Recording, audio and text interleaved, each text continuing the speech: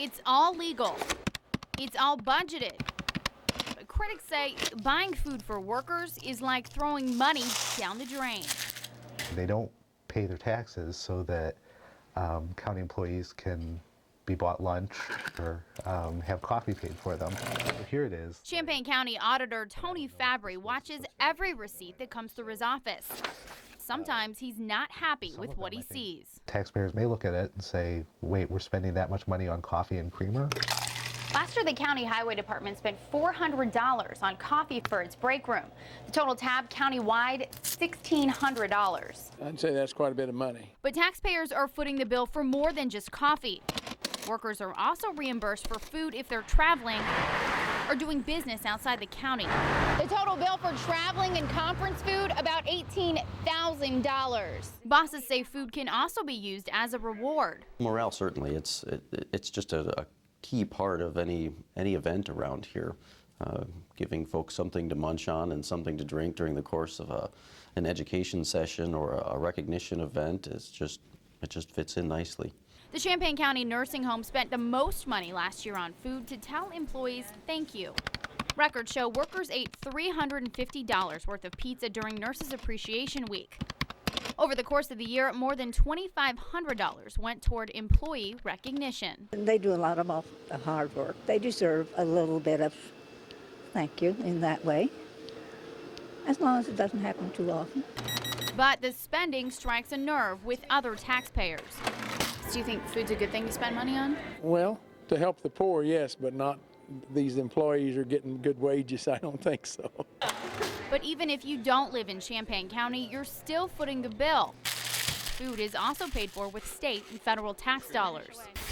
County leaders say it's a small piece of a multi-million-dollar budget, and they don't think paying for food will change anytime soon. I think the policy is being followed, and so I don't think employees are doing anything wrong in following the policy. In Champaign County, Erin Maloney, WCIA 3 News.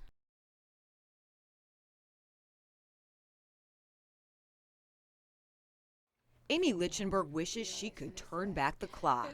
It's a struggle to be here every day. Every breath is a struggle. Because I'd rather be out there with them. She visits her boys' graves several times a day. I can't buy them a Batman toy anymore for them to play with, or a Marvel hero guy, or a new movie. I can't. So I just go decorate the cemetery. But her 7- and 9-year-olds should be playing at home.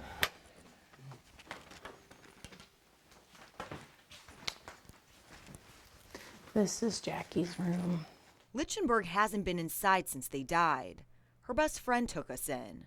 Their bedrooms seem frozen in time. Two loving brothers with dreams of being wrestlers. Dreams cut short. There needs to be an investigation, and they need to find out what happened. Because the ball was dropped in many places, and there's 2 lives now that are gone. Lichtenberg wants to prove a McLean County judge ignored her pleas for help. She shared with us court documents dating back to 2005. They detail her strange husband's mood swings. He's described as volatile emotionally and so depressed he can't work. Records show he threatened to kill himself if he were separated from Jack and Duncan, but Lichtenberg couldn't keep them apart. He violated his order of protection 57 times, and they convicted him once. Making custody decisions is probably one of the hardest decisions that a judge has to make. Judge Arnold Blockman heads family court in Champaign County. He wasn't involved in this case and can't comment on it specifically, but he says deciding where kids end up after divorce is a painstaking process. Unfortunately, parties aren't able to cooperate with each other, and a lot of times there's too much emotional baggage. Us judges are only human, and we do the best we can do with the information we're provided, but sometimes we make mistakes too. I like to think not very often, but that could happen, certainly. Lichtenberg says she's living proof. Because I had told that judge time and time again that this was going to happen. Now she's making sure fewer people squeak by, trying to bring justice to her baby boys. I can't bring him back, but I can't let them not be remembered. And they are still my everything. I don't talk about them in past tense because they're still here. I know them equally well now. It's a trip Sheriff Darrell Cox makes from time to time to a remote area northeast of Charleston. He used to patrol these roads early in his career. Off in the woods, back up this way. Off in the woods, airtight bridge spans the Emperor River. This area looks much like it did back in 1980. Back then, this former deputy took the same steps. It was another fall day when he came out here because two men found a body. Right in that area, just downstream from this tree, maybe 10, 15 yards right in there. A woman was found dead in the water. Divers searched for clues for hours. The woman's head, hands, and feet had been cut off and were nowhere to be found. Investigators would look at two theories.